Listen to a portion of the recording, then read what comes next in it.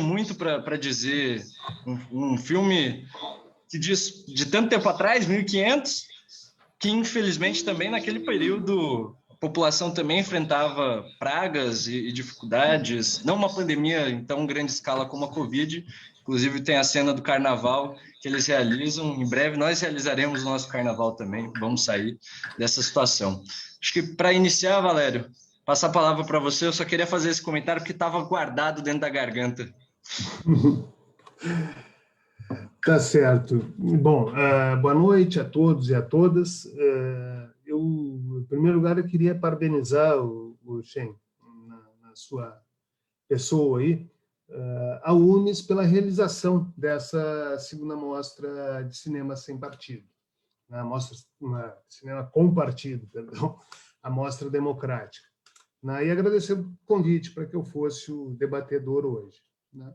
E você tem toda a razão. Numa época que a ignorância, e eu diria até a boçalidade, parecem ser os pré-requisitos para alguém assumir um cargo na alta administração pública, a disposição da UNES de realizar debates com profundidade sobre temas importantes, na sequência de filmes tão bons como os que estão na programação, realmente é uma iniciativa louvável, né? Como o Brecht falou uma vez, né, o Brecht é o autor da peça que baseou esse filme, né? Nós vivemos um tempo de desordem sangrenta, de confusão organizada, de arbitrariedade consciente e de humanidade desumanizada. Então, nós precisamos, mais do que nunca, da razão, da ciência e da disposição da luta da juventude para conseguir vencer o arbítrio e o obscurantismo, né? Mas vamos falar do filme. Eu concordo 100% com você, eu já assisti várias vezes esse filme, já li também várias vezes a peça do Brecht, e cada vez que eu vejo eu gosto mais, né? E justamente por isso, pela capacidade que ele tem, que a obra tem, de cada vez que a gente vê, a gente nota um detalhe a mais, uma questão a mais importante, leva a uma reflexão nova, né? Eu, sinceramente, vou ter que conter um pouco o meu entusiasmo para fazer uma exposição que não seja tão longa, né? Eu até preparei aqui um negócio mais ou menos escrito, um roteiro escrito para conseguir botar tanta coisa assim em tão pouco tempo, né? Bom, primeiro eu vou falar um pouco sobre a peça que originou o filme, né? Depois também eu vou fazer algumas considerações sobre o filme, né? E ressaltar finalmente algumas questões aí sobre a vida do Galileu, que ela é contada aí, digamos assim, na forma artística, né? Mas que são fatos concretos que aconteceram, né? A maioria desses fatos retratados aí são fatos concretos, né? E, por fim, eu vou dar em breves pinceladas aí essa última questão que você levantou, quer dizer, da atualidade dessa obra, né? Bom, vamos começar pela peça. Ela foi escrita pelo Brecht entre 1938 e 39, no período que ele estava no exílio europeu, né? Nesse período ele estava entre Copenhague e Estocolmo, né? Ele estava fugindo do nazismo, ele sai da Alemanha em 1933, logo depois da ascensão do Hitler ao poder, né? E ele foi obrigado a mudar diversas vezes, né? Sempre fugindo do nazismo, sempre o nazismo no calcanhar dele, né? Ele morou em Praga, em Viena, morou na Suíça, morou na Dinamarca, morou em Paris, morou em Estocolmo e morou também na Finlândia, né? Até que ele, da Finlândia, ele consegue fugir para os Estados Unidos via União Soviética. Ele vai de Helsinki para Leningrado, Leningrado para Moscou, aí ele cruza toda a União Soviética de trem, né, até Vladivostok, que é já lá no Pacífico, né? E pouco antes da invasão da União Soviética pelos nazistas, ele consegue pegar um navio e vai parar lá na Califórnia, nos Estados Unidos, né? O período dos Estados Unidos também não foi um período muito bom para ele, né? para um comunista e tal, fugido, que estava lá, né? Foram muito poucas as oportunidades de trabalho para ele, tanto para ele quanto para a esposa, a Helene Weigel, que era atriz, né? Mas foi nos Estados Unidos, em Los Angeles, que A Vida de Galileu teve a sua estreia, teve a sua primeira montagem, dirigida justamente pelo Joseph Losey, que vai, muitos anos depois, fazer o filme, né? São 30 anos depois, quase, que ele vai fazer o filme, né? A peça tinha direção do Losey, o Charles Lawton no papel principal e música do parceiro frequente do Brecht, o Hans Eisner, né? A estreia foi no dia 30 de julho de 1947, mesmo dia que o Brecht foi interrogado no Comitê de Atividades Anti-Americanas, né, patrocinado no Senado americano pelo infame senador Joseph McCarthy, né? O Brecht, que era, digamos assim, bastante gato escaldado, né? Ele, no dia seguinte, ele vai embora dos Estados Unidos, primeiro para a Suíça, e depois ele vai lá para a recém-criada República Democrática Alemã, né? Vale dizer, por último, que essa era a última peça que o Brecht estava dirigindo. Ele montou lá em Berlim, o Berliner Ensemble, né? Que é um grupo teatral que existe até hoje, né? E ele estava, em 1956, dirigindo essa peça, né? Ele falece em 1956, mas a peça estreia em 1957. Né? Ele tem uma frase interessante sobre essa peça, o Brecht, né? Ele diz o seguinte: Galileu foi escrita, pelo menos originalmente, para servir de exemplo e de conselho aos sábios alemães, tentados a abdicar de seus conhecimentos nas mãos dos chefes nazistas. Ou seja, é um alerta, né, para os intelectuais, cientistas e tal, tipo um aí que acabou de aceitar, diz que é cientista, acabou de aceitar ser ministro Bolsonaro.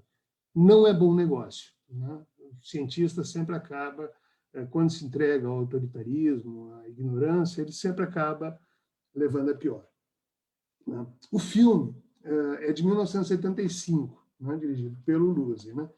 Os dois conheceram, o Losey e o Brecht, eles se conheceram na União Soviética em 1935, numa viagem que os dois fizeram para lá. Ele ficou amigo do Brecht lá nos Estados Unidos, né, durante o exílio americano do Brecht. Ele, inclusive, ele acompanhou o Brecht no depoimento que o Brecht deu no Comitê de Atividades Anti-Americanas. O Brecht meio que se fez de louco, disse que não entendia inglês, né, não conseguia responder direito as perguntas, perguntava para os amigos o que estavam dizendo, não conhecia nada, não sabia nada de partido, nada de nada, né, mas se mandou depois. O Losey, ele ficou, né, ele era cidadão norte-americano, só que ele foi também denunciado como comunista durante o macartismo. Ele teve o nome incluído na Red Channels, que era uma lista negra de comunistas que trabalhavam na área artística. Então, ele viu as possibilidades dele muito diminuídas de trabalho, se mudou para a Itália e aí depois ele se fixou na Inglaterra, que é onde ele faz esse filme, né? Para terminar, eu gostaria de dizer que o Brecht era muito cuidadoso, muito chato, digamos assim, na transcrição das peças dele para o cinema, né? Tem uma anedota interessante que envolve um brasileiro, né, o Alberto Cavalcanti, que acertou com o Brecht que ia filmar uma outra peça chamada Senhor Puntilla e seu criado Mate, né? Foi feito esse filme em 1955.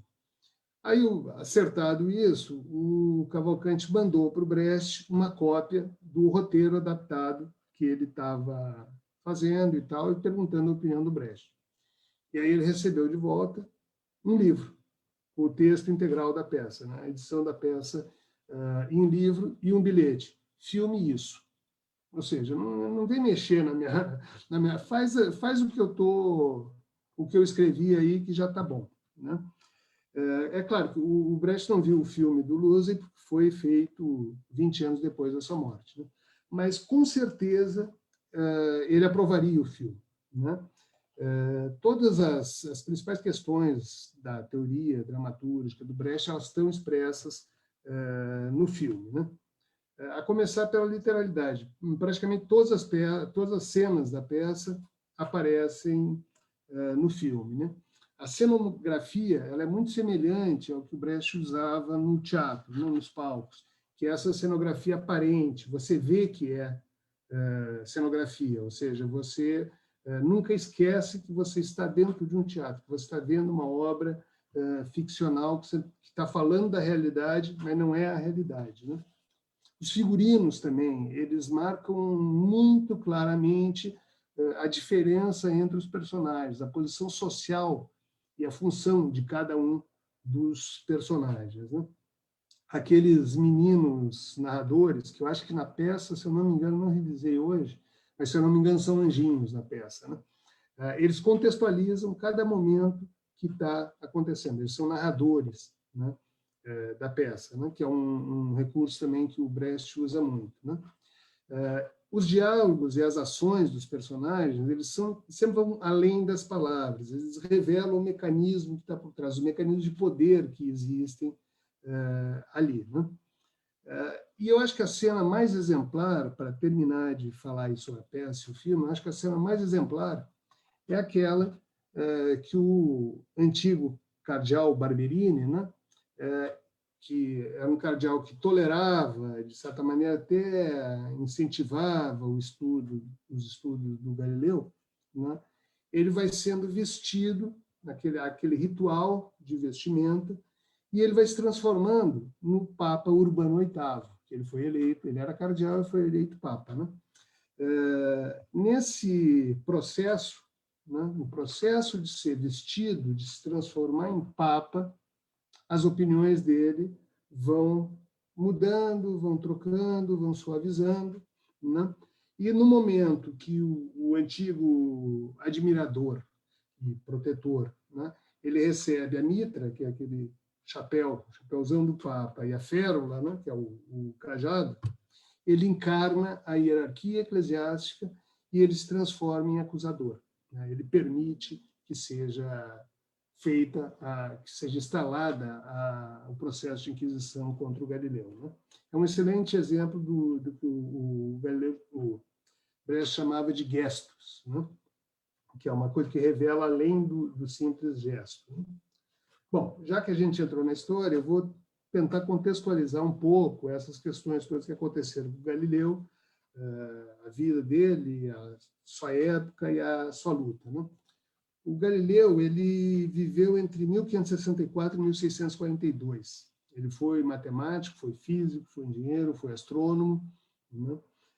Ele é um descendente direto do Renascimento, né? O Renascimento, com as descobertas científicas, com os avanços culturais, ele deu cabo da Idade Média, né, e abriu a possibilidade do surgimento da época da Idade Moderna, né? E o Galileu é o típico homem da Idade Moderna, né? São muitas as paternidades que são atribuídas ao Galileu, né? O pai da ciência moderna, pai do método científico, pai da física e da astronomia modernas, né? O resumo é que ele era um verdadeiro cientista, um cientista no sentido mais ancho da palavra, né? Preocupado em encontrar a verdade e não se ater a dogmas, a submeter a crenças, etc. e tal, né? O filme ele começa no período veneziano do Galileu, né? Que vai de 1592 até 1610. É um período que é muito fértil em estudos e descobertas, mas ele é árido nas condições materiais, né? A gente vê várias vezes o Galileu ali dizendo que não conseguia ter tempo para pensar, ele ganhava muito pouco, ele não tinha as condições materiais necessárias, né? É um período que vai até a publicação do Mensageiro das Estrelas, Siderus Nuncius, onde pela primeira vez o Galileu afirma abertamente, defende abertamente o sistema heliocêntrico do Copérnico, né? Na Veneza republicana, isso não tinha muito problema. As descobertas dele eram sempre muito bem-vindas, porque eram úteis, né? Mas, junto à Santa Madre Igreja, as coisas eram um pouquinho diferentes, né? O que estava acontecendo? Desde o século anterior, né, a partir do Concílio de Trento, que foi uma grande reunião da Igreja, né, a Igreja Católica tentava se recompor da pancada que tinha levado com a Reforma Protestante, né? Então, eles estavam tentando reconquistar o poder que eles tinham perdido, né? O instrumento principal para isso foi o ressurgimento, a refundação da Inquisição, né? Com o nome de Inquisição Romana. A Inquisição tinha sido mais forte em outros lugares antes, né? Instaurada pelo Papa Paulo III, em 1542, né? Foi pelas mãos do Santo Ofício da Inquisição, né, que o Giordano Bruno foi queimado alguns anos antes, em 1600, foi queimado na fogueira, justamente por defender, entre outras coisas, o sistema copernicano, né? Mas o Galileu, mesmo sabendo dos riscos, né, ele prossegue com as suas polêmicas, né?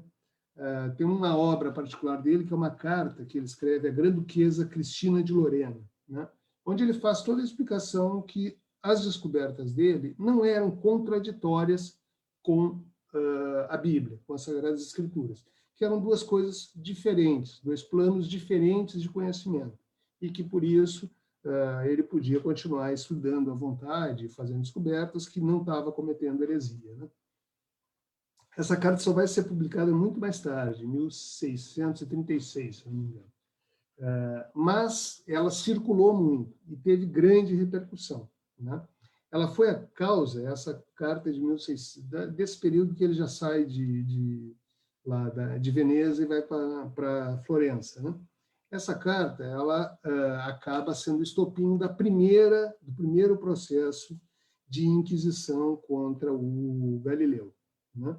Em 1615, a obra dele é submetida ao Tribunal da Inquisição, pela primeira vez, né?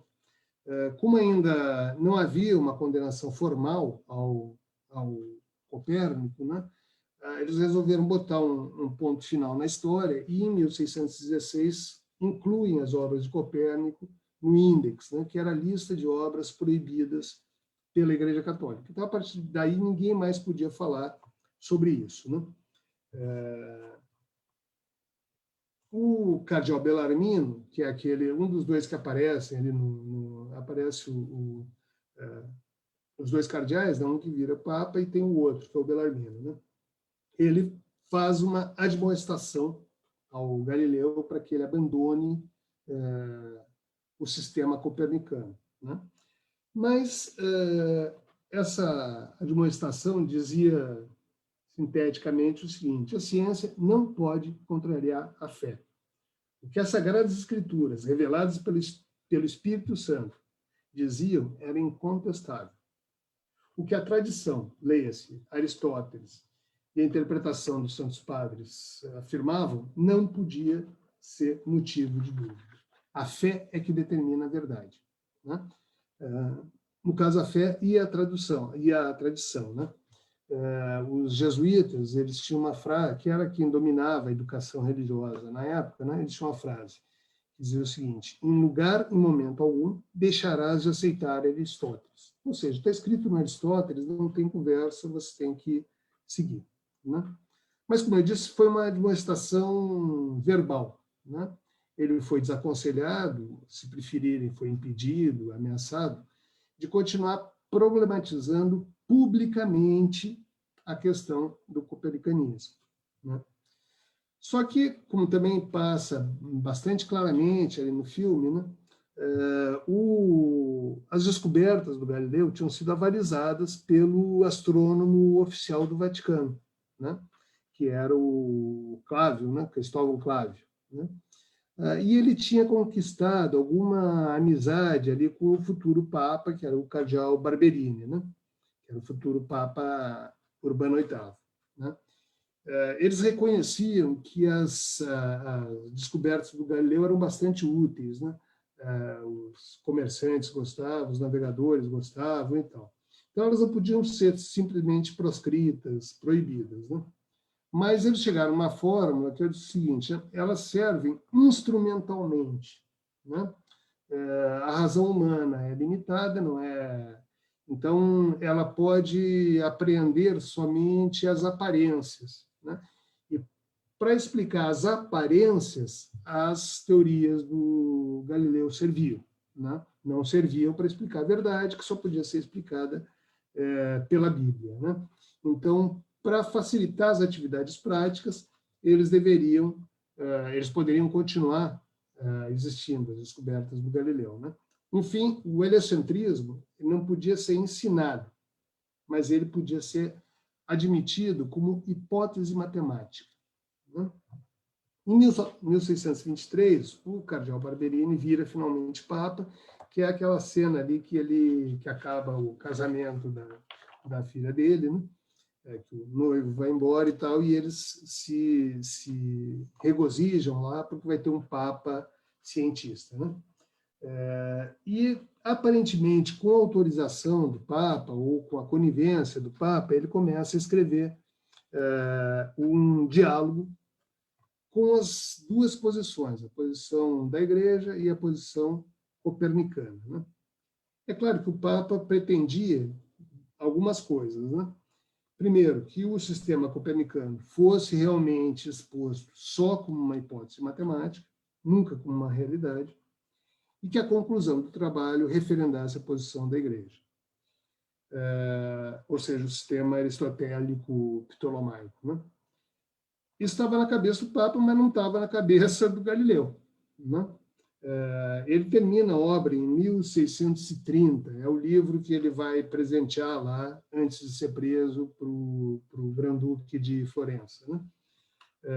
Ele começa ali uma saga pela publicação, né, para conseguir publicar o livro, mas a publicação naquela época dependia de uma coisa chamada imprimatur, que era a autorização da Igreja, né? Você tinha que submeter o original à Igreja e aí ela avaliava se podia ou não ser publicado, se precisava de alterações. A polêmica começou pelo título, né? O Galileu queria que fosse do fluxo e refluxo do mar, né? Baseado na teoria das marés do Galileu. Eles vetaram pelo seguinte: essa teoria das marés seria uma prova prática, real, da veracidade do sistema copernicano, né? Como o sistema copernicano só poderia ser aprovado, digamos assim, como hipótese matemática, nunca como uma verdade prática, né? Eles vetaram tanto o título quanto a inserção do tema no texto. O Galileu ele obedeceu em relação ao título, né? Mudou para Diálogo de Galileu Galilei sobre os dois máximos sistemas do mundo, ptolomaico e copernicano. Mas não alterou o texto, ele continua sendo o principal da quarta jornada do diálogo, né? Também foi exigido que ele colocasse um prefácio, que foi escrito provavelmente pelo Niccolò Riccardi, que era o mestre do Sacro Palácio e o responsável final por avaliar as publicações. O Galileu obedeceu, ele publicou, ele colocou o prefácio na obra, mas com letras totalmente diferentes, né, e sem assinatura. Para deixar bem claro que aquele texto não era um texto do Galileu, né? Bom, enfim, e aí ele fez a publicação do livro, digamos assim, declarou que tinha conseguido o imprimatur e fez a publicação, né? O conteúdo também é muito distinto daquilo que estava sendo pedido pelo Papa, né? É um diálogo que se passa em 4 jornadas, 4 dias, né? E que tem 3 personagens, né? O Sagredo, que é, digamos assim, o alter ego do Galileu.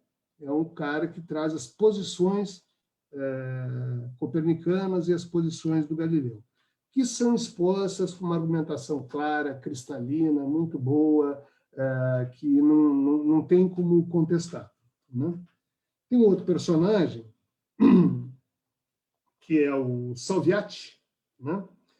Salviati é uma espécie de aprendiz, né? Seria um Andréia, mais ou menos,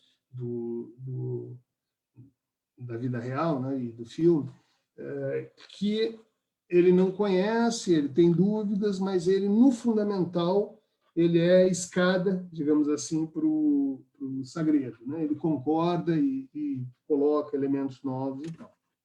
E o terceiro personagem é o Simplício. O nome já é engraçado, né? Simplício, simples, ingênuo e tal, que tenta desesperadamente defender o sistema aristotélico ptolomaico, só que com argumentos, digamos assim, ridículos, né? As coisas que ele vê e a ciência, e que a ciência comprova, simplesmente não podem existir, né? Pois não estão expostas na Bíblia, e nem nos escritos do Aristóteles. Se a realidade não concorda com as teses da escolástica, então cancele-se a realidade e deixa a tese valendo, né? Bom, no final, o Urbano VIII, pressionado pelo resto da igreja, e, claro, meio de saco cheio com essas malandragens que o Galileu tinha feito no texto, proíbe o diálogo, que tinha sido publicado em 1632, e permite que a Santa Inquisição instaure o processo contra o Galileu. Em fevereiro de 1633 começa o processo, que é quando ele vai para Roma, e a sentença é proferida em 22 de junho do mesmo ano. Eles falam ali, os anjinhos falam a data, né? E diz o seguinte, que o Galileu deve escolher entre abjurar, amaldiçoar e detestar as teses expostas no diálogo, você vê que é abjurar, amaldiçoar e detestar, ou ser torturado e executado. Você vê como a maldade era grande, não basta só matar o cara, tem que torturar antes, para ele sofrer bastante, depois mata, né? Bom, o Galileu, como a gente sabe, ele abjura e passa o resto da vida na prisão domiciliar, né? Bom, o processo contra o Galileu, até do ponto de vista do direito canônico, é uma aberração, né? É o triunfo do obscurantismo armado, da ignorância empoderada contra a razão, a ciência e a humanidade. Dá para dizer que é o verdadeiro sonho bolsonarista, né? Quer dizer, poder ter um negócio desse, né? Eu vou encerrar essa parte com as palavras do professor Pablo Rubem Mariconda, né? Da Faculdade de Filosofia da USP, né?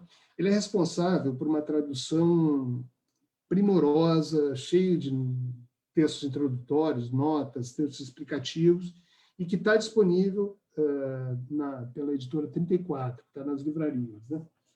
É esse livro aqui. Esse merchandising aqui é gratuito, viu?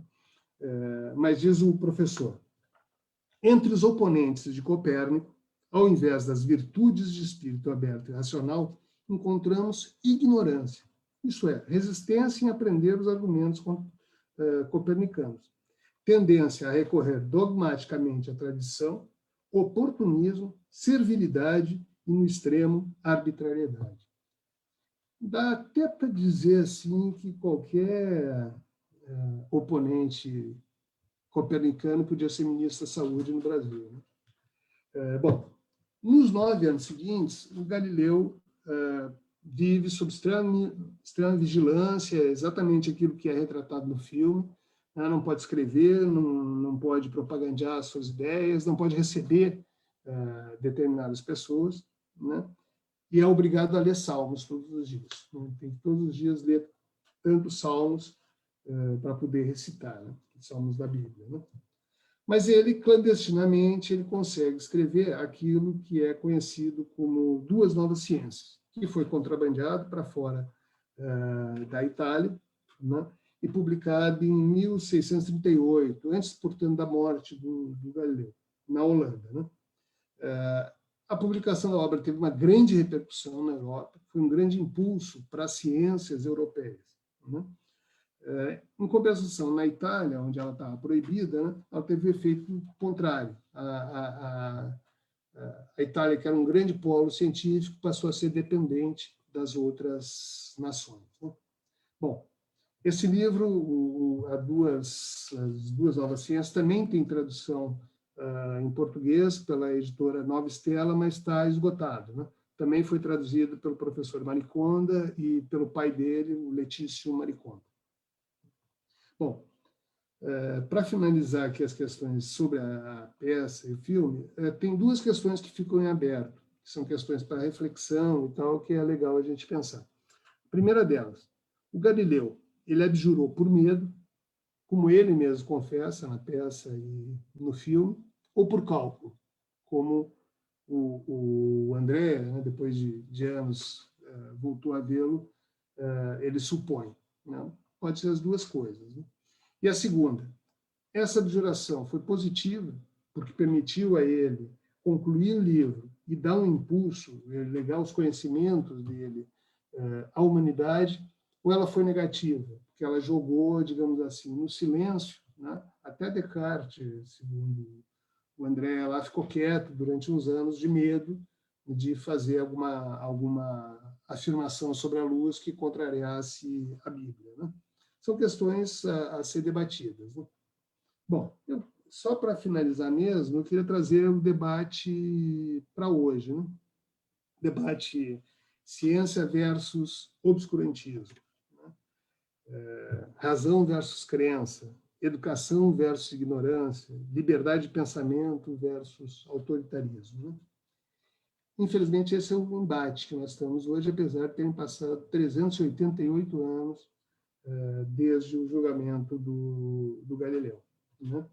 Para combater a pior epidemia que já se abateu na humanidade nos últimos 100 anos, pelo menos, né? A gente precisava de vacina, né? Máscara e distanciamento social, né? O Messias, lá boletado na presidência, desestimula a vacinação, distribui kit Covid, que não serve para nada, esparge perdigotos, desestimula a vacinação, promove a aglomeração, né? Quer dizer que é apenas uma gripezinha. Não sei se vocês se atentaram num detalhe do filme, né, que tem uma hora que acho que são dois padres, começam, não, mas e a peste e tal? Acho que é perto daquela cena do carnaval. Mas e a peste? A peste? Não, a peste nunca vai chegar em Florença, né? E a peste dizimou Florença, né? Então, é mais ou menos uma história da gripezinha, né? Na realidade, o Bolsonaro ele não ouve a ciência, mas acho que tem umas vozinhas que ficam falando na cabeça dele, que eu acho que é a única coisa que ele escuta, né? O intelectual mais destacado dessas hostes, como você falou, é o Olavo de Carvalho, né? E não é à toa que o Olavo de Carvalho diz que o Galileu era um farsante e um charlatão, né? A ministra da Mulher, né, ela afirma que a mulher tem que ser submissa ao marido. E por quê? Porque está na Bíblia, né? Então, se está escrito na Bíblia, não tem contestação, né? Que nem na época do Galileu, né? No Ministério da Educação, apareceram os cretinos que querem ensinar o criacionismo, ou seja, o texto bíblico, com o mesmo status da teoria da evolução das espécies do Darwin, né? Nas estruturas lá do antigo Ministério da Cultura, né, tem alguns dos chefes que são terraplanistas, né? Monarquistas também. Até tem mais monarquista do que terraplanista, mas eu não vejo, nesse momento, não vejo grande diferença entre as duas coisas, né? Bom, e agora, finalmente, contra aqueles que estão chamando o governo de genocida por causa da prática na pandemia, né? A turba do capitão Doidão invoca a Lei de Segurança Nacional, como se fosse justamente um novo tribunal da Inquisição que pudesse simplesmente condenar as pessoas pelo que elas pensam e condenar as pessoas porque elas enxergam a realidade, né? Bom, os adeptos da ignorância e do obscurantismo, eles aparentemente mantiveram as mesmas posições, apesar de 4 séculos terem se passado, 4 séculos de história, de progresso, de desenvolvimento, de cultura, de conhecimento, né? Mas eles continuam lá no passado, né? Para nossa sorte, né, eles já não são mais a maioria, e também, para nossa sorte, eles já não detêm mais um poder assim tão absoluto, né? Aquela história do carnaval ali, né, e da preocupação que tantos deles se expressam ali, né? Pô, mas se o populacho conhecer a verdade, eles não vão mais ser dominados. A gente não pode deixar eles conhecerem a verdade, porque senão os instrumentos de dominação caem, né? A gente precisa fazer cair esses instrumentos de dominação, né? Cabe a nós dar uma resposta definitiva e devolver esses fantasmas lá para as catacumbas da onde eles nunca deveriam ter saído, né? Bom, acho que para começar isso, obrigado. Obrigado, Valério. A gente vai abrir as inscrições a todos que quiserem perguntar, tirar dúvidas, e a gente vai testar um modelo. Quem quiser falar por vídeo, para fazer um debate como se a gente tivesse presencial, só pedir a inscrição e mandar no chat, que a gente vai autorizar ligar o microfone e o vídeo. Mas para aqueles que estiverem um pouco inibidos ainda, podem mandar perguntas no nosso chat. O primeiro inscrito é o Lucas Gidra, nosso diretor de cultura da UMES, e já tem alguma, enquanto o Léo vai adicionando ele para poder ligar o vídeo, Valério, eu queria fazer já uma pergunta aqui que está no chat, pode ser? Pode, claro. Perfeito. A Conceição Cassano mandou o seguinte: tem uma frase que Andréa verbaliza: desaventurada sociedade que não tem heróis. E Galileu contradiz: desaventurada sociedade que precisa de heróis. Ela pediu para que comentasse um pouco sobre essa questão. Tá. Luca já está liberado? Bom, podemos fazer duas seguidas? Porque aí acelera um pouquinho. Tá, joia. Deixa eu só pegar uma. Pode ser? Pode. Perfeito. Léo, o Luca já está habilitado?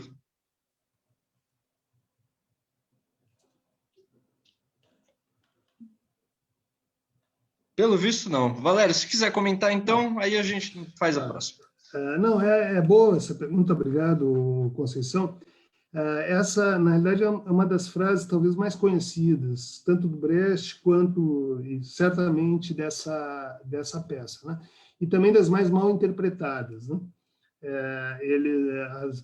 Algumas pessoas gostam de dizer, o Brecht não gosta de heróis, o Brecht está dizendo que heróis não podem existir. Não é isso o que o Brecht está dizendo na boca do Galileu, né? O Andrea, né, ele diz o seguinte, olha, ele está dizendo mais ou menos o seguinte, a nação precisa, a sociedade precisa de heróis, né? E o Galileu responde, não, se ela precisa de heróis, é porque ela não está bem, certo? Ela é desventurada se ela precisar de heróis. Não que Brecht não afirma em momento nenhum que os heróis não devam existir, até porque o herói na vida real ele surge nas situações às vezes mais inusitadas, né? Hoje a gente tem heróis de branco hoje, né? Gente que podia estar fazendo outra coisa e está salvando vida. São heróis, né? E eles são heróis porque hoje a nossa nação é uma nação desventurada, comandada por um doido que estimula a pandemia, etc. e tal, né? Mas realmente uma das frases mais marcantes da peça, né? Obrigado. Vai lá, Luca, por favor. Boa noite, gente. Boa noite, Shen. Boa noite, Valério. Queria fazer uma pergunta, porque eu acho que esse filme ele está mais atual do que nunca, né? Eu acho que isso daí deu para perceber pela própria fala do Valério e pelo próprio filme. Inclusive, esse negócio da peste negra é um negócio que é muito interessante, na hora se associa, assim, à negação. Mas eu acho que é sobre esse negacionismo mesmo que eu queria fazer a minha pergunta. Porque a gente viu, através do filme, como que o negacionismo que a igreja usava para atacar a ciência, usava do negacionismo para atacar a ciência e combatia. Bolsonaro hoje ele faz da mesma forma, né? Os negacionistas fazem da mesma forma, atacam a ciência, é, e, e vão combatendo e vão negando, espalhando mentiras. Eu acho que uma coisa muito interessante é como a sociedade avança, né? Hoje a gente viu assim, hoje o Vaticano, o pessoal lá do Vaticano está tendo uma puta campanha de vacinação lá no Vaticano. Inclusive o próprio Papa, assim que surgiu a oportunidade, ele logo se vacinou. Mas ainda assim existem setores na sociedade que infelizmente ficam com atraso. E justamente são setores que geralmente estão atrasados, geralmente são aqueles que mais são contra o povo e jogam e fazem coisas contra o povo, assim. Estou dizendo principalmente dessas igrejas que ficam brincando com a crença do povo, que é aquela famosa teocracia lá da prosperidade, que fica brincando com a fé do povo para fazer o que a gente bem sabe e hoje, inclusive, consegue compor uma boa base aí do governo Bolsonaro. E aí eu queria fazer uma pergunta nesse sentido, assim, o que que você pensa dessa relação assim de hoje dessas igrejas com Bolsonaro e também sobre essa base assim que é uma base no final dos contos fica uma coisa muito muito muito sólida assim e também acaba conseguindo divulgar bastante fake news. Existe bastante, a gente discute, inclusive acho que vai ter futuros debates sobre isso, bastante sobre a questão da fake news. Mas fake news também é divulgada bastante pelas pessoas, assim, de uma certa forma. Tem bastante essa questão da milícia, mas também tem um pouco disso. E eu queria fazer uma pergunta nesse sentido e fazer uma outra pergunta, eu acho que sobre a questão da vacinação e sobre a questão do ódio. Assim, a gente viu aí que teve o ministro da Saúde saiu. Inclusive, sobre essa questão do ódio, como que é o ataque hoje em dia, é nesse sentido que eu queria perguntar. Que aconteceu uma coisa muito doida assim essa semana, que foi totalmente esperado, mas a convidada para o Ministério da Saúde, que negou participar do Ministério da Saúde, foi extremamente atacada, ameaçada de morte. Isso daí é constante no governo Bolsonaro. Eu queria também saber o que que você pensa em relação a isso e como que a gente faz aí para avançar essa luta pela vacinação, pela ciência e pela vida do nosso povo. Obrigado, Luca. Pode ir, Valério. Pronto. Tem outras perguntas aqui no chat que estão também girando sobre essa questão do negacionismo, né? Tori, alguém que assina Tori, né? E Tainá, né? Falam sobre essa questão do negacionismo. É que, digamos assim, o grande saldo dessa luta do Galileu, e que eu acho que tem vigorado, digamos assim, até agora, né, é essa separação, né, entre o pensamento, entre a crença e o pensamento científico, né, que tem vigorado na maior parte das vezes ao longo desses últimos séculos, né? Chegou-se na modernidade a um consenso que é o seguinte: não é proibir a igreja, não é impedir as pessoas que têm uma crença, certo? Mas é um tipo de conhecimento absolutamente diferente, certo? Para os conhecimentos da igreja, o único critério de verdade é a minha crença, certo?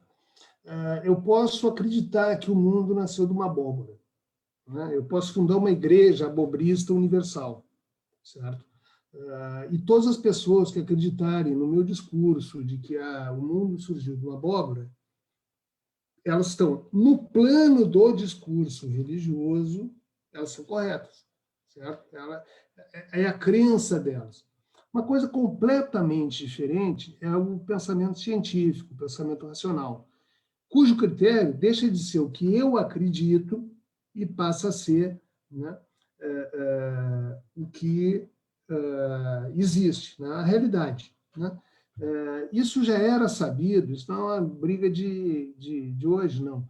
Lá os os gregos já diferenciavam, né, o tipo de conhecimento, no caso deles, do Platão, lá, a sensação, né? A sensação te dá um nível de conhecimento, mas é um nível muito baixo de conhecimento. A opinião, né? Que também é um nível baixo de conhecimento, né? Eu posso ter a opinião que o Ibis é o melhor time de futebol do mundo. Né? É uma opinião que eu tenho direito de ter, mas não quer dizer nada, certo? É uma opinião furada, no caso. E existe a ciência, o conhecimento, né? Que os gregos chamavam de episteme, né? Então é o seguinte, cada coisa tem o seu lugar. Quando elas se misturam, dá merda, certo? E o que tem acontecido muito hoje no Brasil é isso, certo? É meio inútil discutir com um bolsonarista muito radical, certo? Ele vai vir com argumentos esdrúxulos, com argumentos que nem vem, no caso, o Simplício aqui, certo? Ou como no filme, a gente vê lá, quando eles vão apresentar o telescópio para o menino Duque, né? O cara disse, não, um instrumento que mostra o que não pode existir, ele não serve, né? Ou seja, eles primeiro queriam fazer a discussão se aquilo que era visto no telescópio podia existir, uma discussão teórica, né? E aí depois eles poderiam olhar o telescópio. Como eles chegam à conclusão que aquilo não pode existir, porque não está na Bíblia, né? Então, azar. Então, nós perdemos realmente muito, pelo menos nesse momento histórico do Brasil, né? Nós estamos perdendo o pensamento científico, está perdendo espaço para um determinado fanatismo. Eu acho que não dura muito, certo? Porque o pensamento científico ele traz resultados. É só a gente ver na questão da vacinação, já está baixando o número de casos e de óbitos nos idosos, né? Já estão conseguindo fazer, fizeram na semana passada, já conseguiram fazer um levantamento em relação às pessoas com mais de 90 anos, que são as primeiras que foram vacinadas, né? E também agora já estão com acima de 85, que já receberam a segunda dose. É claramente descendente o número de casos e o número de óbitos. No final no final de abril, mais ou menos, deve sair o levantamento lá sobre Serrana, né, que foi aquela cidade que todo mundo foi vacinado. Então, aí não tem história, certo? Aí é o seguinte, num lado morre muita gente, no outro lado não morre muita gente. Né? Isso é o discurso científico, né? É a experiência. Né? E esse é o grande saldo, inclusive, da obra do Galileu, era isso. Né? Ele media as coisas, ele dava um jeito de ver, não, se eu fizer isso, acontece, se eu não fizer, não acontece. Qualquer proposição que você não tenha como verificar, ou nos termos da filosofia da ciência, que não seja falseável, ou seja, que não tenha como ver se vai dar certo ou não vai dar certo, não é uma afirmação científica, certo? A minha teoria do mundo na abóbora não é uma afirmação científica, porque não existe experiência que eu possa fazer para comprovar. Né? O pensamento do Bolsonaro é isso, o pensamento religioso ele está no plano do pensamento mágico. Né? Ou seja, é o cara que acredita que se passar um gato preto na frente dele, ele vai ter azar. Se ele quebrar um espelho, ele vai ter 7 anos de azar. Então, isso aí não está escrito. Né? O cara é só uma crença. Né? É uma crença. E uma crença, nesse sentido, para governar uma nação, não vale nada. Certo? Ele tem um séquito de adoradores, que está cada vez menor, né? Mas é isso, é que esse pensamento é mais fácil. Né? Existe um papel grande dessas igrejas evangélicas, né? Reconheço, mas eu não quero muito falar contra a igreja. Também tem igrejas evangélicas bastante honestas e que, inclusive, pregam prevenção, pregam vacina, até que perto da minha casa tem uma, por exemplo, que está desde o começo da pandemia, suspendeu os cultos geral, né? É uma igreja evangélica daquelas mais tradicionais, ele só, enquanto continuar esse risco de contaminação, nós não vamos fazer, não vamos abrir a igreja. damos assistência, fazemos o que tiver que fazer, mas o culto, né, não é missa, não vai acontecer. Mas existem pessoas que ficam com essa, digamos assim, é muito mais fácil, né? É muito mais fácil eu acreditar, né, que vai ter uma solução mágica que vai resolver o meu problema do que eu acreditar na ciência. Ciência é mais difícil, né?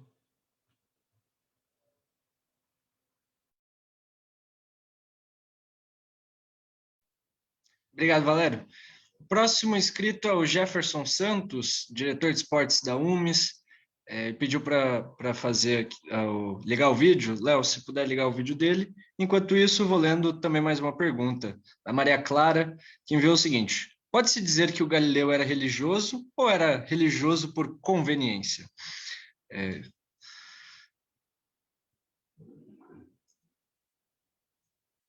Boa, Jefferson. Pode ir. Só ligar o microfone. Bom, me escutam? Bom, eu queria, inclusive, começar aqui agradecendo o Valério por esse rico debate que a gente faz aqui hoje, num tempos como esse. Foi justamente por tempos como esse que a gente estreou a nossa mostra aqui, né, para contrabater essa ideia de que debater é ruim, né? Que é isso que esse governo atual nos coloca, que é o negacionismo. Além do negacionismo, é o não debate, né? Mas olha só, enfim, antes do... Estava assistindo o filme aqui, lembrei, né? A mostra de 2019, a gente assistiu lá o filme do Giordano Bruno, que veio antes do Galileu, né? E morreu pela Inquisição em 1600. Diferente do Galileu, esse ainda não teve a ideia de negar o seu grande conhecimento e infelizmente morreu pela Inquisição, né? Já o Galileu, ele foi um cara que, para continuar estudando, negou os seus conhecimentos, mas mesmo assim, mesmo a igreja tendo tomado as suas escrituras, ele acabou guardando cópias, né? Isso foi bastante interessante para a evolução da astronomia, enfim, da ciência durante aquele tempo. E a gente vê agora todo o seu estudo sendo colocado por alguns negacionistas, como é o caso do Olavo de Carvalho, que o Shen já citou muito bem, a jogo, né? E por essa milícia que o Luca coloca muito bem, de fake news e tudo mais, e de disseminação da não-verdade a jogo também, que é o caso desses terraplanistas, que hoje estão aí ao léu na nossa sociedade, né, Valério? E aí eu queria que você falasse um pouco disso, e você que está na UMES há bastante tempo, acompanha a luta do estudante há muito tempo, eu queria que você falasse qual que é o papel dos estudantes organizados para derrotar esse negacionismo, para derrotar essa questão do terraplanismo que é colocado por alguns que não defendem a ciência, como os estudantes defendem, e qual que é o papel fundamental dos grêmios estudantis nesse momento. Queria que você falasse um pouco sobre isso. Obrigado.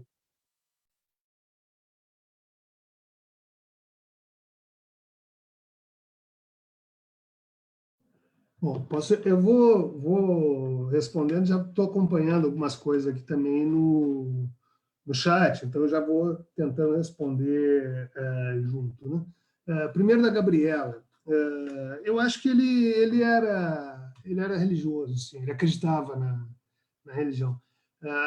É difícil a gente falar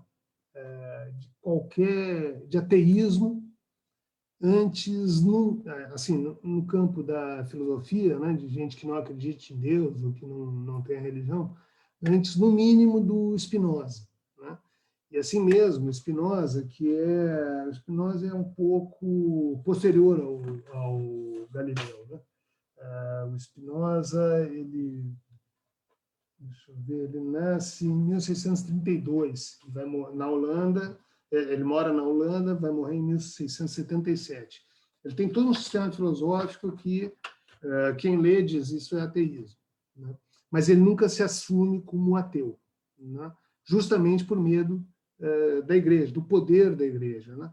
Eu acho que o primeiro materialista ateu que a gente pode dizer na história da filosofia é o Diderot, né? Que já é bem posterior, é vésperas ali ele morre vésperas da Revolução Francesa, em 1789. 85, se eu não me engano. O primeiro filósofo ateu assumidamente, né? Então, acho que ele tinha criação, mas ele tinha muito separado, que ele tinha muito claro que são campos separados. A religião é uma coisa, a ciência é outra, né? E não são campos contraditórios, né?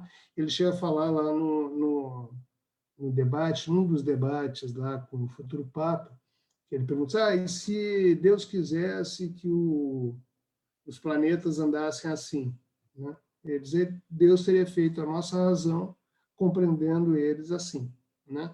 Então, ele não vê contradição entre a razão divina e a razão humana era parte da razão divina, portanto, ela tinha condições de compreender a criação divina, era mais ou menos isso, né?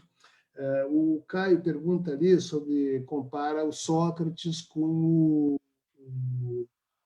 o Galileu, né?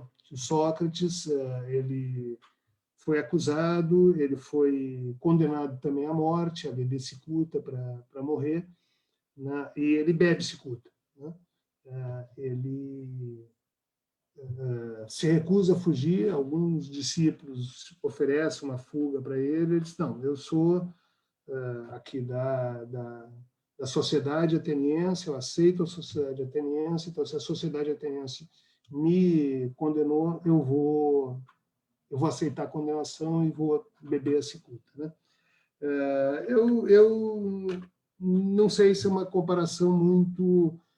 primeiro porque é o seguinte, do Sócrates, a gente conhece a história dele, Sócrates nunca escreveu nada, né? A gente conhece a partir dos discípulos e admiradores dele, que escreveram, né? Do Platão, particularmente, que escreve um elogio a Sócrates, né?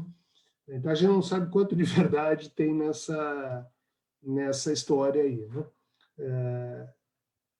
E o Sócrates já era um cidadão bastante velho, o Galileu, a gente conhece a história dele real, né? Não sei se ele teve medo da tortura, que é o que alguém também pergunta aí. Eu não saberia exatamente dizer o que levou ele à decisão, né? Se foi a decisão de continuar escrevendo ou se foi o medo da tortura, né? Mas, de qualquer maneira, eu acho que foi a melhor coisa que ele podia fazer, certo? Se ele fosse... A gente sabe que os períodos de repressão, de perda de algumas lideranças, em geral, são períodos de descenso, não são períodos de ascenso, né? Eu acho que ficaria pior se ele não tivesse abjurado, se ele tivesse sido executado, as obras dele iam ser queimadas, os seguidores iam ser perseguidos, eu acho que não ia ter o mesmo efeito, não.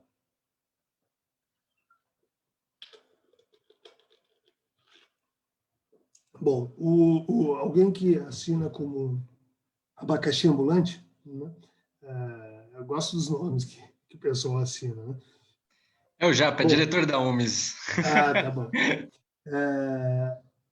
Sobre o porquê que se perpetua esse negacionismo, né, de forma tão grande após tamanha evolução da educação e da tecnologia. Eu acho que, primeiro, justamente isso, certo? Também é um elemento que o Galileu coloca ali no finzinho do discurso dele, né? Que é a questão para que serve a ciência e para que serve a educação, né? Se a ciência e a educação, e no caso aqui ciência mais educação, considerado também tecnologia, né? Se ela for dirigida por interesses contrários ao povo, né, não adianta, né? Tem uma frase que ele fala, né, que a missão dele era atenuar a fadiga da existência humana, né? Se a ciência servir para outra coisa, assim como a educação, né, ela não vai atenuar a fadiga da existência humana. Ela vai, se ela tiver como o poder econômico e tal, como senhor principal, né, ela acaba reproduzindo e ampliando, inclusive, a exploração e por consequente, o também esse negacionismo, né? Eu acho que é problema de falta de educação, né? E problema de uma educação direcionada a determinadas coisas. Vou fazer um parênteses aqui. Eu estou tendo uma briga na escola da minha filha menor, tem 6 anos, né? Porque eu descobri, entre o material didático dela, um livro sobre empreendedorismo. Uma criança de 6 anos de idade. Eu falei para a diretora, isso não é educação, é lavagem cerebral, certo? Eu faço a maior força do mundo, porque eu não quero que nenhuma das minhas filhas sejam médicas, advogadas, engenheiras. Também não quero que não sejam, certo? Eu não quero que elas sejam empreendedoras, também não quero que elas deixem de ser. Mas esse querer não me pertence, certo? Esse querer pertence a eles, ao futuro deles, certo? Eu não quero que eles sigam a minha profissão, né? Que eles façam a mesma coisa que eu. Eu quero que eles recebam uma boa educação, da minha parte, inclusive, mas que sejam livres e que tenham instrumentos para ser o que eles quiserem, né? Eu acho que a gente vive na educação um momento muito, né? Para que serve isso? Então, eu só ensino o para que serve, né? A educação, né? Também a tecnologia, aliás. A tecnologia, inclusive, está invadindo a educação. Se vocês forem pelas escolas particulares, aí é tudo Google for Education, né? Não, mas são só as ferramentas. Não é ferramenta, não. É conteúdo, certo? Conteúdo que está sendo fornecido, é projeto de vida, é jeito de encarar o mundo que está sendo produzido aqui em cima e introjetado na cabeça das pessoas, certo? Então, quando as pessoas sonham, o grande sonho da vida delas é ser um empreendedor de alguma coisa, né? É problemático, né? Então, acho que para o abacaxi aí é falta de educação. Acho que a gente tem que intensificar a educação. E, da mesma maneira, eu respondo já para o Jefferson, né? Eu acho que o nosso grande papel é a defesa da educação, certo? É a defesa da educação e é a defesa da cultura, certo? Esse obscurantismo todo é um ataque à nossa cultura, certo? À nossa educação, né? E a gente tem que defender isso com unhas e dentes, certo? E ninguém melhor do que isso, para isso, né? Para fazer isso, do que os estudantes. É o futuro de vocês que está em jogo, certo? É o futuro de vocês que está em jogo. Esses caras que estão implementando tudo isso, certo? É claro que todo negacionismo é burro, né? Esses dias eu vi acho que foi o secretário de saúde aqui de São Paulo dizendo, assim, fazendo um desabafo, dizendo o seguinte: olha, vai ter muito empreendedor de sucesso que não quis fechar o seu negócio para não prejudicar a economia, que vai morrer por falta de leito hospitalar, né? Não adianta não vai adiantar ter cartão de plano de saúde, não vai adiantar ter muito dinheiro, porque não vai ter leito no hospital. Então, é isso. Os caras, no final, a coisa acaba se virando contra eles mesmos, né? No caso lá da Itália, inclusive, com o Galileu, o que aconteceu? A Itália ficou para trás, certo? Os outros países da Europa se desenvolveram mais porque liberaram alguma coisa da ciência. E, por outro lado, a Itália foi ficando para trás, né? Então, eu acho que é isso, o Jefferson, é defender a educação, é garantir que a educação não seja invadida pelo interesse econômico, que a educação continue sendo e seja cada vez mais uma educação humanista, né? O Brecht, na sequência daquele trecho que eu li lá para vocês, ele tem uma passagem bastante interessante, então vou ver se eu consigo aqui, de alguma maneira, recuperar, né? Porque ele fala aquilo tudo, né? E ele fala para que, é um poema, né? Que se chama Nada é Impossível de Mudar, né? E por que nada é impossível de mudar, né? Justamente porque a gente tem a disposição, a gente tem energia para mudar. O que nos, muitas vezes, impede é a gente confiar no que parece normal, né? Ele diz assim, Desconfiai do mais trivial, na aparência singela. Examinai, sobretudo, o que parece habitual. Suplicamos expressamente, não aceiteis o que é de hábito como coisa natural. Aí ele começa, pois em tempos de desordem sangrenta, de confusão organizada, de arbitrariedade consciente e de humanidade desumanizada, nada deve parecer natural, nada deve parecer impossível de mudar. Então, talvez seja isso, Jefferson. O papel da gente é saber que nada é impossível de mudar, nem esse quadro horroroso que nós estamos vivendo hoje. Nós recebemos uma quantidade muito grande de perguntas sobre os mais variados temas, Valério, e vai ficar um pouco difícil, até peço desculpas para quem mandou mensagem, que caso eu não consiga, selecionei 3, e sobre esses três temas, quase um trava-línguas, Valério, a gente podia discorrer quase daí mais 5 sessões para discutir, mas se fosse possível responder, o Maicon, ele é diretor da UNE, perguntou o seguinte: a construção do socialismo científico é o ambiente ideal para o desenvolvimento pleno da ciência? O Flávio, logo em seguida, pergunta: peço que nesse momento difícil que vivemos, sendo um absurdo atrás do outro, pergunto: devemos abrir mão de nossos princípios ideológicos por motivação das ameaças violentas que recebemos todos os dias?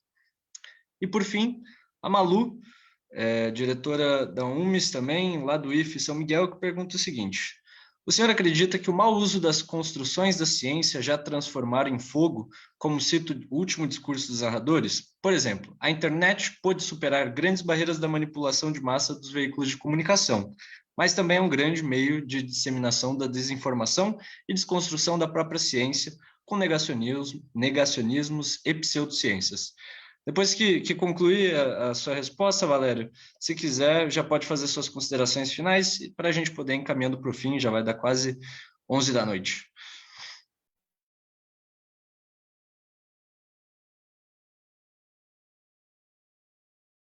Opa, tá desligado.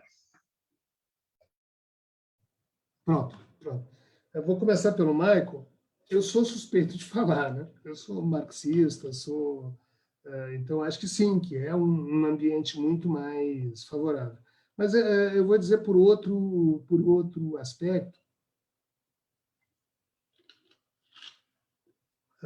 que é o seguinte: numa sociedade, na sociedade hoje, a nossa, né? O conhecimento é provavelmente, conhecimento e informação são as moedas mais valiosas, certo? O conhecimento real, ele é cada vez menos dividido, cada vez mais apropriado por poucos, né? Apesar de aparentemente não, né?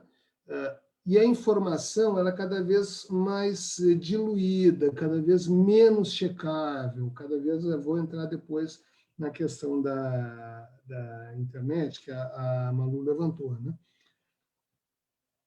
O que significa isso? Numa sociedade em que um grupo pequeno ele vai dominar essas questões, ela não vai ser uma sociedade onde a ciência vai conseguir se desenvolver tão bem, né? Por exemplo, hoje, concretamente, no caso que a gente está vivendo, são 200 e poucas vacinas que estão sendo desenvolvidas no mundo, que já estão em fase avançada. Isso é ótimo, certo? Mas provavelmente, se tivesse havido colaboração entre a maioria dessas empresas que estão desenvolvendo as vacinas, a gente podia estar muito mais longe, certo? Mas a gente tem Merkel, que não conversa com Johnson, a gente tem Johnson, que não conversa com AstraZeneca, a gente tem AstraZeneca, que não conversa com não sei quem, certo? Então, todas as empresas privadas, elas se apropriam do conhecimento, mas elas querem ter aquele conhecimento para elas, né? Está rolando uma pancadaria na Organização Mundial do Comércio, né? Que vários países estão propondo a quebra das patentes, né? Capitaneados pela Índia e pela China. Mas não tem que ter patente em vacina da Covid, tem que ser pesquisa pública, né? Os Estados Unidos, obviamente, estão puxando o lado contrário, né? Quer dizer, para garantir que a pesquisa seja da propriedade daquele que desenvolveu e ele vai vender aquilo pelo preço que ele quiser, né? Infelizmente, o Brasil está do lado dos Estados Unidos, né? Mesmo os Estados Unidos tendo baixado um pouquinho a bola, o Brasil assumiu a liderança da posição. Então, é claro, eu acho que um sistema onde a sociedade seja mais igualitária, onde se pense em todos ao invés de pensar num só, é mais fácil a questão do desenvolvimento da ciência, né? Bom, tem o Flávio aqui. Se nós devemos ou não abrir mão dos princípios ideológicos, né? Eu acho que não, eu não abro dos meus, né? Mas tem isso é uma questão, digamos assim, muito difícil da gente responder, né? Quem conhece um pouco da história do Brasil e tal, sabe que tem companheiros que nos antecederam que morreram na tortura. Morreram para não entregar, certo?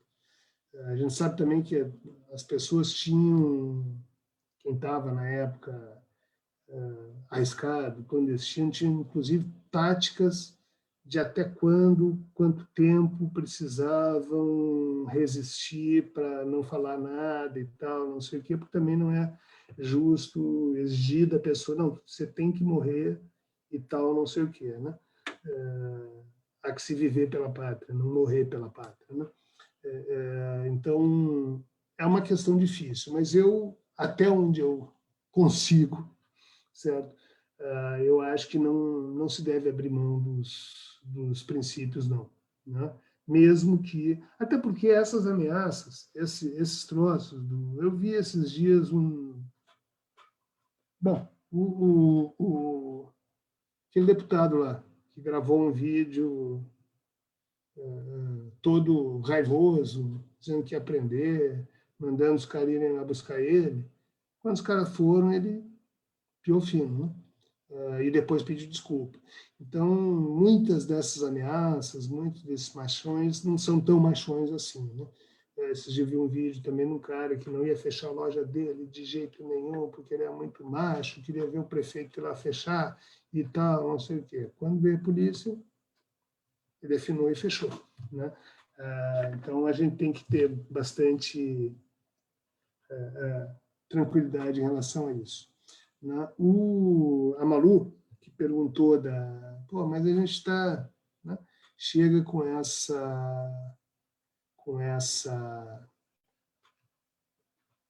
internet, com a informática, com a informação, então, não sei o quê. Eu tendo a concordar com Humberto Eco, né? Humberto Eco foi um grande escritor, um grande linguista, um intelectual importantíssimo do século XX. Morreu recentemente, morreu acho que já no século XXI. Né? Um dos nomes dos intelectuais mais importantes da Itália, né? Ele é, inclusive, autor de um livro chamado O Nome da Rosa, virou filme também, que também retrata esse período do obscurantismo medieval, né? E o Humberto Eco diz assim: a internet deu voz ao imbecil da aldeia, né? O que ele quer dizer com isso, né? O famoso tiozão do churrasco, certo? Que falava bobagem, dizia que tinha que voltar à ditadura, dizia que não sei o quê e tal. Enquanto ele estava no churrasco com os amigos, tudo bem, você fazia de conta que não ouvia, a coisa que ele falou fica por isso mesmo, né? Com a internet, né, ele ganha o público universal, né? Se você junta isso, interesses econômicos potentes, e não achem que essa quadrilha de fake news é uma coisa porque as pessoas estão pensando isso, que as pessoas acreditam. Isso aí é robô, meu amigo, é dinheiro, certo? É gente pensando. Isso aí é uma fortuna que é despendida todos os dias pelo bolsonarismo para manter essa aparência de muita gente concordando com ele, no Facebook, no WhatsApp, no Twitter, etc. e tal, certo? Então, você pega essa oportunidade do tiozinho, que antes ninguém escutava, ter uma lista de 2.000 seguidores, com essa máquina de propaganda, que é uma máquina nos mesmos moldes do que o Goebbels fazia lá no nazismo, certo? E isso gera uma questão bastante complicada, né? Então, acho que a gente tem que pensar a tecnologia assim. Houve um discurso libertário muito grande por trás da internet, né? Agora todo mundo pode isso, a informação vai chegar a todo mundo e tal, não sei o quê. E, na realidade, o que a gente vê foi a substituição de alguns monopólios da informação por outros monopólios da informação, certo? O WhatsApp e o Facebook, naquela onda de revoluções lá, ditas revoluções, que na realidade não eram revoluções, eram arremedos de revolução, lá no Oriente Médio, tiveram um papel fundamental. Foram eles que disseminaram toda a história de que tinha que derrubar o presidente, tal, não sei o que lá, Tunísia, Argélia, etc. e tal, Síria. Então, a gente, infelizmente, não viveu esse nível de democratização e, inclusive, abriu espaço para toda esse negacionismo que existe hoje em dia. Bom, já partindo, e tem só mais uma pergunta que eu já aproveito para fazer minhas considerações finais a partir dela, né? Que não aparece o nome aqui. Né? É o Pedro. É o Pedro, né? Que o Galileu disse ser um homem que gosta de conforto. Como seres humanos, cientistas não podem abdicar dessa necessidade também. Mas seria possível fazer uma ciência real sem levar em conta nosso lado humano e, com isso, nossas necessidades? Acho que não, viu? Acho que não, e acho que não seria bom. Né? A ciência é uma atividade humana. Né? Eu acho que a gente tem que preservar. Né? É claro, a pessoa não pode ser escrava dos seus prazeres, e nem acho que o Galileu fosse. Né? Mas a pessoa gostar das coisas boas não é pecado. Não é porque eu, pelo menos, sou comunista, mas eu prefiro comer comida boa do que comer comida ruim, passar fome. Né? Isso eu acho que é natural do ser humano. Né? Inclusive,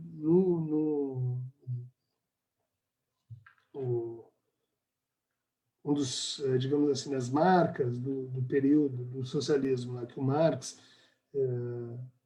define, né, é justamente isso, é o atendimento crescente, a sociedade se desenvolver para o atendimento crescente das necessidades humanas. Né? Ou seja, as necessidades humanas crescem. Né? É natural que quanto mais a gente se desenvolva, a gente queira alguma coisa a mais. O problema dos dias de hoje, né, é que essa necessidade passa a ser determinada exteriormente, né, pelo marketing. Né? Então, eu passo a ter necessidade de ter 20 pares de sapato. Né?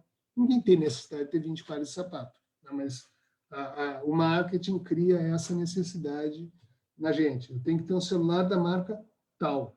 Eu não preciso ter um celular da marca tal. Eu preciso ter um celular que resolva as minhas necessidades. Eu vejo por aí, tem celular da marca mais tchan, né? Mais cara, né?